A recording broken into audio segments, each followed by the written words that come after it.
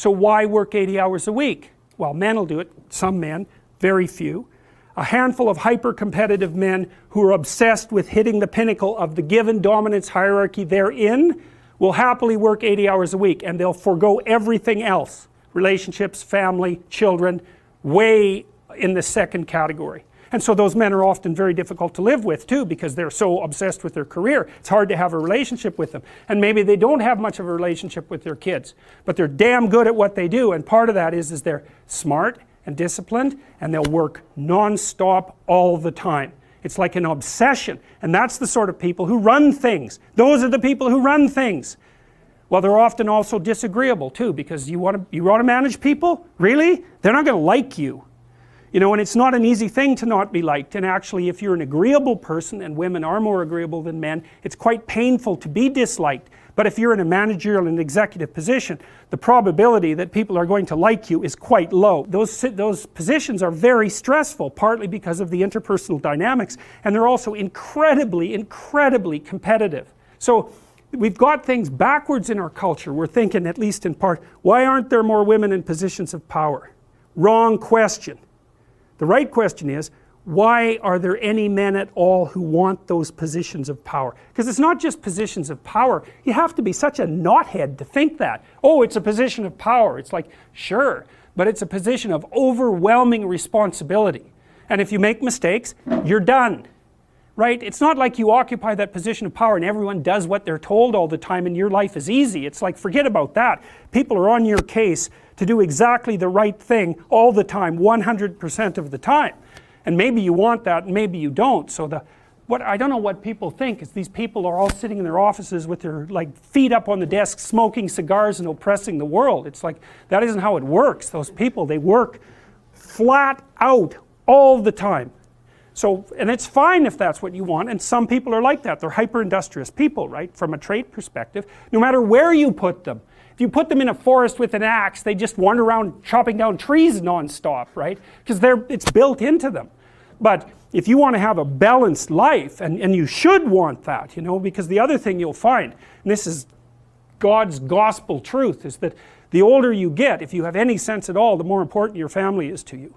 Like the utility of your career, maybe that peaks around 35 or 40 and it starts to decline pretty rapidly after that. And what happens, if you're fortunate, you have someone in your life that you love, that you've woven yourself together with, and you have some kids so that you have something to do from the time you're 50 till the time you're 80.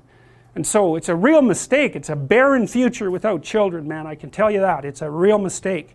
And so we do a terrible job of say, putting that image forward and saying, well, yeah, now, you know, because women have access to the birth control pill now and can compete in the same domains as men, roughly speaking, there is a real practical problem here. It's partly an economic problem now, because when I was roughly your age, it was still possible for a one-income family to exist. Well, you know that wages have been flat, except in the upper 1% since 1973. Why? Well, it's easy. What happens when you double the labor force? What happens? You have the value of labor. So now we're in a situation where it takes two people to make as much as one did before. So we went from a situation where women's career opportunities were relatively limited to where they were relatively unlimited and there were two incomes, to where, and so women could work, to a situation where women have to work and they only make half as much as they would have otherwise. And now we're going to go into a situation, this is the next step, whereas women will work because men won't. And that's what's coming now. So there was an economist article showing that 50% now of boys in school are having trouble with their basic subjects. And you look around you in universities, you can see this happening. I've watched it over decades. I would say 90% of the people in my personality class are now women. There won't be a damn man left in university in 10 years, except in the STEM fields. And it's a complete bloody catastrophe. And it's a catastrophe for women, because I don't know where the hell you're going to find someone to have a, you know, to marry and have a family with if this keeps happening. So, and you think when you're 19, because you're so clueless when you're 19, you don't know a bloody thing, you think, well, I'm not really sure I want children anyways. It's like, oh yeah, you tell how well you've been educated. Dismal. Without fail, I got to tell you, without fail, I've watched women go through their professional careers, many, many of them. It's a very rare woman who at the age of 30 doesn't consider having a child her primary desire.